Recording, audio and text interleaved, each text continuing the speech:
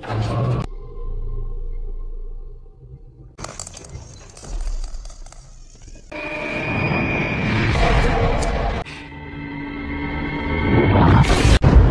movie lovers, thank you buat kalian yang udah klik video ini. Kali ini aku akan membahas sebuah film fiksi ilmiah tahun 2018 di mana mengisahkan tentang pertarungan sengit antara manusia dengan hewan buas di bawah laut. The Meg adalah sebuah film yang diadaptasi dari sebuah buku yang berjudul A Meg, Novel of Deep Terror tahun 97. Sampai akhirnya kisah itu pun berhasil diangkat ke layar kaca. Meskipun film The Meg 2 sudah tayang di bioskop, tapi nggak ada salahnya sih kalau kita kembali ulas film The Meg 1, yang mana film ini berhasil meraup keuntungan senilai 7,9 triliun. Wow. Lantas bagaimanakah kisah dari Meg alias Megalodon sang hiu bergigi besar yang konon katanya telah punah ini? Simak review lengkapnya ya. Wait.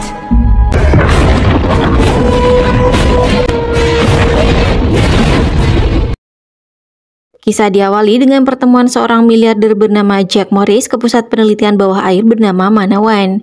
Ia pun disambut dengan hangat oleh Dr. Zhang dan juga putrinya. Kedatangannya ke sana adalah untuk melihat hasil riset dari penelitian yang ia danai tentang kehidupan bawah laut di Palung Mariana. Dr. Zhang dan putrinya langsung mengajak Morris untuk melihat ruangan pusat penelitian mereka yang terletak di lantai O, dan juga ruangan pusat pengendali penyelaman.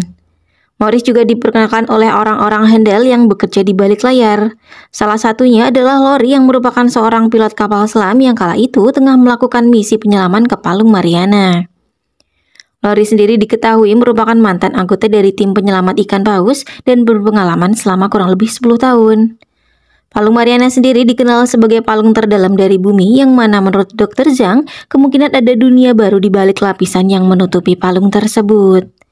Sementara itu, kapal selam yang dikemudikan oleh Lori perlahan mulai turun ke dasar Palung Mariana dan mulai menjelajah isi dari palung itu.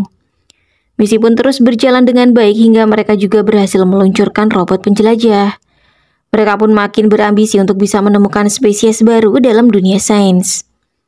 Tapi tiba-tiba saja suara alarm peringatan berbunyi. Lori dan tim melihat sebuah pergerakan dari benda yang sangat besar menuju kapal selam mereka. Hal ini tentunya membuat panik seisi ruangan, apalagi benda yang belum diketahui wujudnya tiba-tiba menabrak kapal selam. Selain itu, robot penjelajah juga rusak karena ulah benda asing itu. Dan lagi kapal selam kembali ditubruk hingga mengakibatkan kerusakan kecil pada sistem kapal selam. Akibatnya, kapal tidak mau naik ke atas dan juga memutus komunikasi dengan para petugas pusat penelitian. Toshi.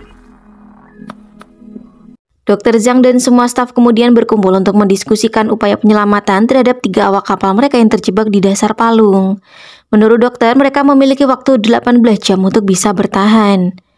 Namun, kendala yang mereka hadapi saat ini adalah kapal itu berada di kedalaman 11.000 meter dan tidak pernah ada misi penyelamatan di kedalaman tersebut. Namun Meg tiba-tiba teringat akan rekan mereka bernama Jonas Taylor yang berhasil melakukan penyelaman di kedalaman 10.000 meter dan berhasil menyelamatkan nyawa 11 orang termasuk salah satunya adalah Dr. Heller. Jonas sendiri diketahui merupakan seorang ahli penyelam laut dan juga mantan kapten angkatan laut. Perdebatan pun terjadi antara Meg dan Dr. Heller soal keinginan Meg untuk meminta bantuan Jonas. Menurut Dr. Heller, Jonas telah gagal karena meninggalkan beberapa rekan mereka di kedalaman itu dan membiarkan mereka mati. Sementara itu, Meg ngotot jika apa yang terjadi dengan Jonas adalah karena ada sesuatu yang menyerang kapal mereka, dan hal itulah yang dikemukakan oleh Lori sesaat sebelum mereka hilang kontak. Dr. Zhang pun mencoba menengahi dan akhirnya diputuskan jika mereka akan terbang ke Thailand untuk menemui Jonas. Singkat cerita, Dr. Zhang ditemani Meg terbang ke Thailand dengan sebuah helikopter. Jonas sendiri cukup terkejut mendapati rekannya datang menemuinya setelah 5 tahun mereka berpisah. Meg pun memperkenalkan Dr. Zhang pada Jonas. Usai berbincang singkat, Meg pun langsung mengungkapkan tujuannya datang menemui Jonas. Tapi belum selesai Meg menjelaskan, Jonas seolah sudah paham dan mengatakan jika ia sudah berhenti menyelam sejak tragedi kematian 3 awak kapal yang gagal ia selamatkan. Namun, Meg tetap berusaha untuk membujuk Jonas dengan memutar rekaman suara Lori yang rupanya adalah mantan istri Jonas. Mereka terjebak di dalam kapal selam dengan kedalaman 11.000 meter dan mereka sangat membutuhkan bantuan Jonas. Shin pun berpindah pada Lori dan juga timnya yang tengah berusaha untuk memperbaiki mesin kapal selam mereka. Sementara itu, Toshi yang tergabung dalam tim Lori malah sibuk menulis sepucuk surat untuk istrinya kalau mereka tidak selamat. A few moments later. Dan benar saja tidak lama kemudian mesin kapal menyala. Itu artinya mereka bisa selamat dan bisa kembali ke permukaan. Namun itu justru menjadi awal malapetaka untuk Lori dan timnya saat Lori menyadari jika lampu yang menyala itu akan memancing predator buas untuk kembali menyerang kapal selam mereka.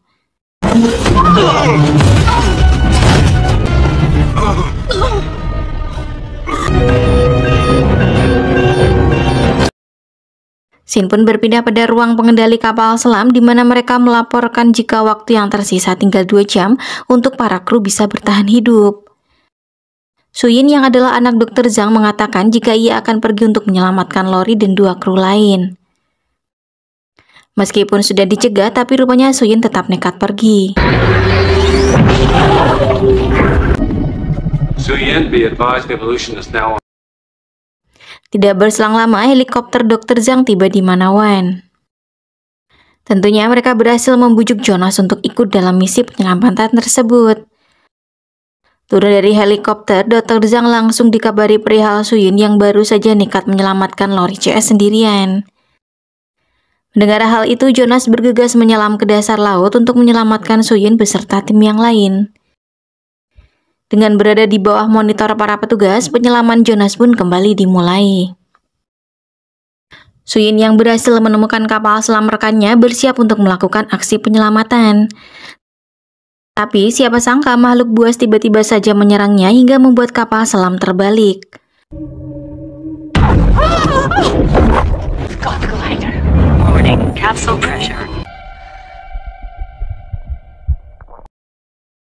Cumi-cumi raksasa yang menyerang Suyin hampir saja meledakkan kapal selam miliknya. Untungnya ia berhasil selamat usai seekor hiu raksasa yang ternyata adalah Megalodon memangsa cumi-cumi tersebut. Tentunya hal ini mengejutkan seluruh pihak karena hewan itu dianggap telah punah. Singkat cerita, Suyin berhasil naik ke permukaan usai Jonas berhasil mengalihkan perhatian Megalodon.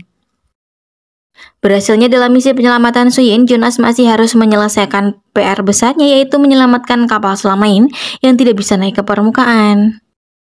Seolah berpacu dengan waktu, Jonas dan rekan-rekannya harus bergerak cepat karena Megalodon terus mengintai mereka. Terlebih, hiu raksasa itu sangat amat tertarik dengan adanya sinar di kapal mereka. Sementara itu, sadar jika tidak mungkin selamat, Toshi malah merelakan dirinya menjadi tumbal dari Megalodon.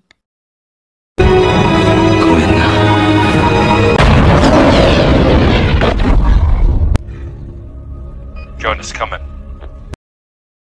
Kemunculan Megalodon yang sangat mengejutkan itu menjadi pembahasan para ahli di Manawan. Apalagi hewan tersebutlah dinyatakan punah sejak 2 juta tahun yang lalu.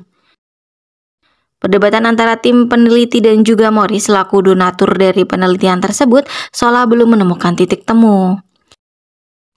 Mori sendiri tetap menginginkan penelitian tersebut dilanjutkan, sementara pihak Dr. Zhang masih belum berani melakukan hal itu karena yang mereka hadapi bukanlah hewan biasa. Sayangnya di tengah perdebatan sengit, mereka melupakan soal Megalodon yang mulai kembali mengintai.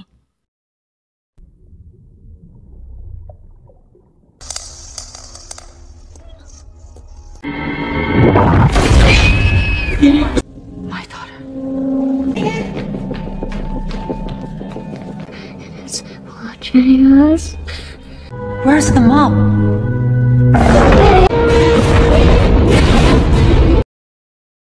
Shin pun berpindah pada perjalanan Jonas dan tim untuk menghalau Megalodon yang kembali menunjukkan eksistensinya dengan menyerang 3 kapal yang tertangkap oleh radar Manawan.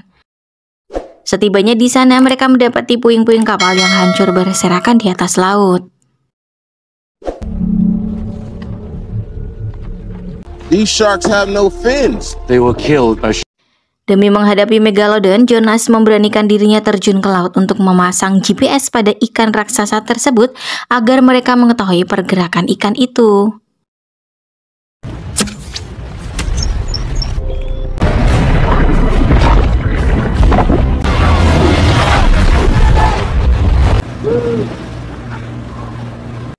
Jonas pun berhasil selamat dan menjalankan misi dengan baik meskipun ia hampir saja menjadi mangsa predator tersebut. Misi kedua pun dilanjutkan oleh Suyin untuk menghadapi Megalodon.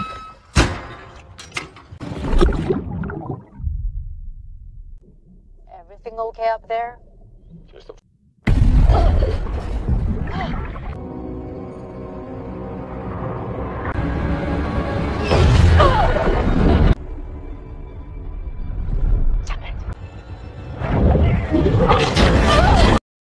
Ganasnya serangan Megalodon membuat Jonas mau tidak mau harus masuk ke dalam laut untuk kembali menyelamatkan Suyin. My mask gets broken. I'm losing. Jonas, the crane's in the water!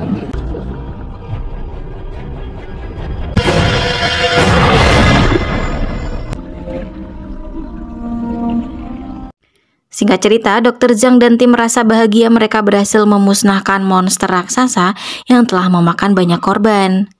Tapi, apakah kalian pikir Megalodon yang telah mati itu benar-benar sudah tidak ada lagi?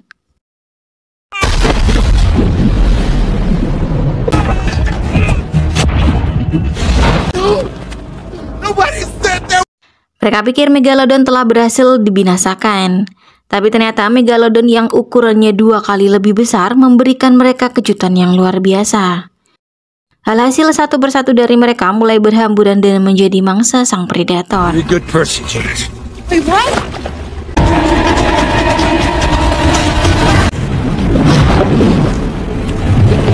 Berhasil menyelamatkan diri dengan sekoci rupanya tidak lantas membuat mereka berhasil lolos dari kejaran Megalodon. Untungnya bantuan helikopter datang tepat waktu sehingga Jonas dan rekan-rekannya berhasil kembali ke Manawan. Sayangnya mereka harus kehilangan Dr. Zhang yang meninggal karena tertimpa reruntuhan saat Megalodon menyerang. Singkat cerita, Morris mengumpulkan seluruh tim dari Manawan yang masih tersisa dan mengatakan jika ia telah mengabarkan keberadaan Megalodon pada negara-negara lain. Morris memutuskan untuk menutup Manawan hingga Megalodon dinyatakan telah mati. Malam harinya, Morris berpisah dengan para tim karena ia telah dijemput dengan sebuah helikopter. Tapi ternyata di balik itu semua, Morris diam-diam menyiapkan sebuah rencana untuk membinasakan Megalodon tanpa melibatkan Jonas dan kawan-kawan. Tapi apakah Morris akan berhasil?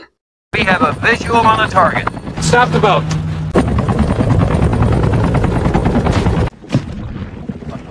Nice. I think we killed a whale.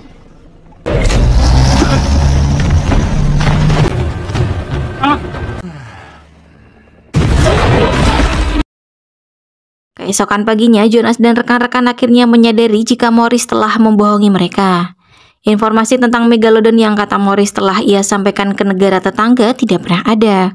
Semua bohong termasuk kapal yang akan mengevakuasi Jonas dan kawan-kawan.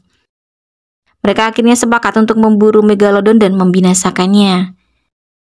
Dengan peralatan canggih, mereka mencoba melacak keberadaan predator tersebut. Hasilnya, hiu itu saat ini sedang menuju ke sebuah pantai yang padat dengan wisatawan. Rencana yang matang pun mereka persiapkan agar tidak mengalami kegagalan dan juga kesalahan. Sementara itu, scene berpindah pada pantai di mana orang-orang tampak bersantai dan tanpa menyadari bahaya yang kini mengintai mereka.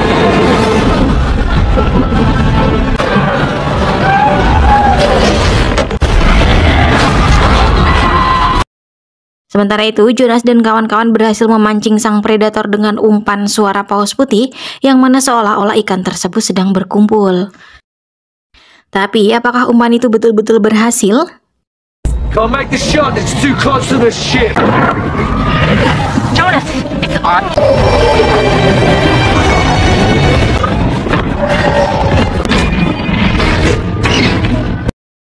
Megalodon yang terlampau kuat membuat Jonas dan kawan-kawan kalang kabut.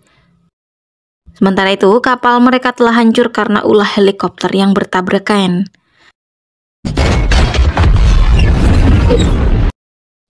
Alhasil, mau tidak mau Jonas harus menghentikan semua ini. Ia pun nekat untuk bertempur sendirian melawan sang predator. Here we go.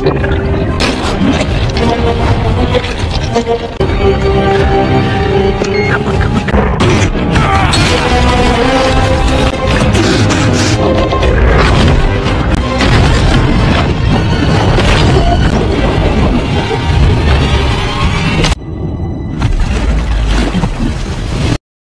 Penutup cerita, Jonas akhirnya berhasil membinasakan Megalodon dan mereka pun akhirnya selamat.